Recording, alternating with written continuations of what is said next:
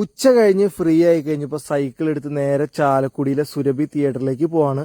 എന്ന് സ്വന്തം പുണ്യാളൻ സിനിമ കാണാൻ വേണ്ടി. അപ്പോൾ 2 മണിക്ക് വീട്ടിൽ നിന്ന് ഇറങ്ങി 4 മണിക്കാണ് ഷോ. 3 മണിക്ക് അവിടെ എത്തും. 20 കിലോമീറ്റർ ദൂരമുണ്ട്. അപ്പോൾ അവിടെ ചെന്നിട്ട് ഫുഡൊക്കെ കഴിച്ചിട്ട് റിലാക്സ് ചെയ്ത് സിനിമ കാണാന്നുള്ള രീതിയിലാണ് ഇറങ്ങിയത്.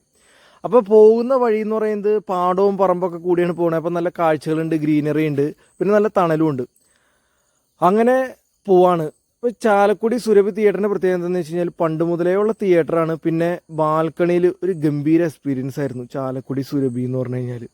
കറുകുറ്റി എത്താറായി. കറുകുറ്റി എത്തിയപ്പോൾ നല്ല മഴ പെയ്ത് കഴിഞ്ഞപ്പോൾ കറുകുറ്റിയുടെ സെൻറ്ററിൽ തന്നെ മൂലൻസ് ഹൈപ്പർ മാർക്കറ്റ് ഉണ്ട്. അവിടെ കയറി ഇപ്പോൾ ഇഷ്ടംപോലെ കടികൾ ചായക്ക്.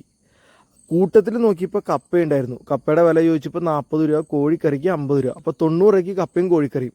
ഒരു ലെഗ് പീസ് മൊത്തമുണ്ട്. അങ്ങനെ അതിരുന്ന് കഴിച്ച് നല്ല ടേസ്റ്റ്.